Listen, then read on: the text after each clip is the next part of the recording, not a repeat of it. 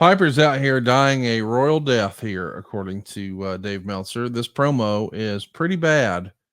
Meltzer would say he was given a comedy routine to read 10 reasons Flair shouldn't be president. It wasn't funny and he knew it and it never ended. Being wrestling fans, the only line that got over was Flair thinking Y2K had something to do with KY jelly. Still, I mean, listen, we both know how great and fun and random and off the wall Piper can be, but sometimes when you're not scripted, it doesn't go all that well. And this is probably one of those times.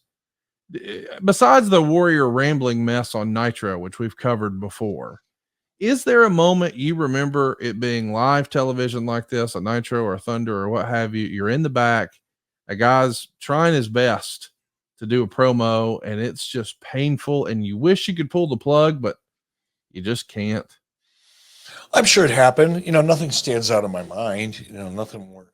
I mean, obviously the Warrior does. I almost referenced it a few moments ago, but yeah, the Warrior one does. And look, we've all done. Anybody that's been in the ring for any amount of time that's done in-ring promos, we've all had some that you could just feel were going to work and you were getting over, and the crowd was real. You had the crowd in the palm of your hand.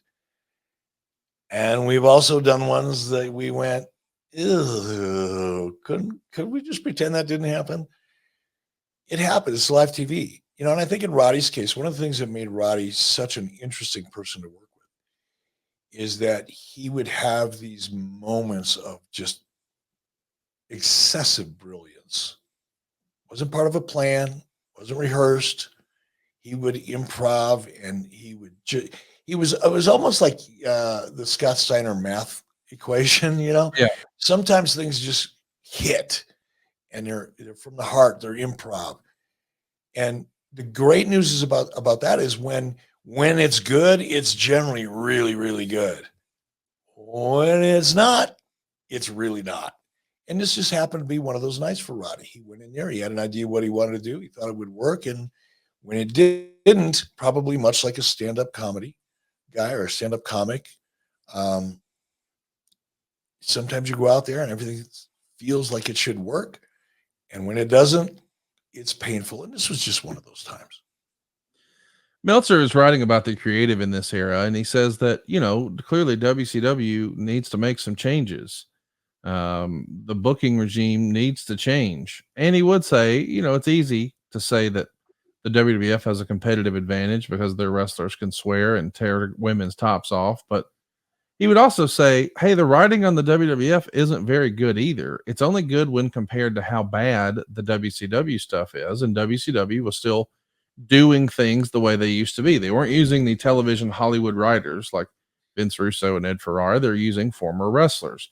And Meltzer would say, at this point in time, Bischoff needs to either take control or step aside for someone else to take control.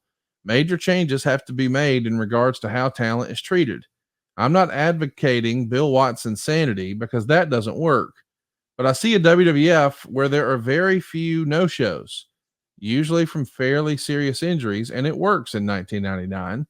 An entirely new system needs to be put in place, whether it's to give the aura of authenticity, which may be an outdated idea, or to hire creative scriptwriters to work alongside a very intelligent retired wrestler and make the point that everyone over 40 has to understand that their day in the sun is waning, and the only way to keep the spotlight is to effectively use their stardom to create a younger star. So let's time out right there. I mean, he's clearly saying we got to do something different. And he's almost implying, without saying it, perhaps one of the albatrosses that WCW has at this point are these quote unquote guaranteed money contracts where talent knows I'm getting paid either way. So if my ankle hurts, I'll just sit home and get paid. Do you think that, I don't think this gets talked about often enough. People talk about script writers and scripted promos and unscripted promos, but I don't think that we talk enough about the way guys are paid. Because when you were paid on the house, if business is good, everyone does good. If business is down, everyone doesn't do as well. But now that's not the case anymore. Like, it's almost like a scene out of Goodfellas. The draw was down. Fuck you, pay me. The buy rates are down. Fuck you, pay me. Nobody's buying the merch sales. Fuck you, pay me. The ratings are down. Fuck you, pay me. That's a scene from Goodfellas, but it almost feels like it could apply to modern wrestling where the talent, I mean, the companies are beholden to these contracts to the talent, whether or not the company's performing at all. And that's exactly what AEW is, where AEW is today. And WWE. WWE Yes. has guaranteed contracts. Yes. It's not like I invented guaranteed contracts. And that's a part of the narrative because Dave is very selective in his coverage when he talks about certain things. What Dave failed to recognize or acknowledge, at least, and put into context, is when I came to WCW, everybody on that roster was on a guaranteed contract. I didn't create this shit.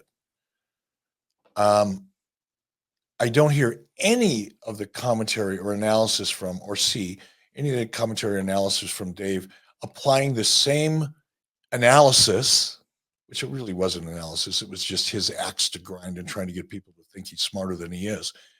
But this analysis, for whatever it was, he's saying the exact opposite, or omitting some of the major issues that are going on right now in AEW in this parallel universe between where WCW was in 1999, as we're watching, and where AEW is today. And we listen to Dave's commentary both from 1999 and today. No, there's no discussion about the size of the contracts. There's no discussion about any of the issues that Dave is so focused on here and presenting as someone who supposedly has knowledge of the industry and what he does today. So his coverage and my response to his coverage acknowledges that Dave is full of shit, doesn't know anything about what he's talking about, but puts it into his dirt sheet, or now today his other commentary, in a way that isn't accurate, doesn't really apply to the industry, and in AEW's case is really making excuses and covering his ass. And I'm pretty confident I know why.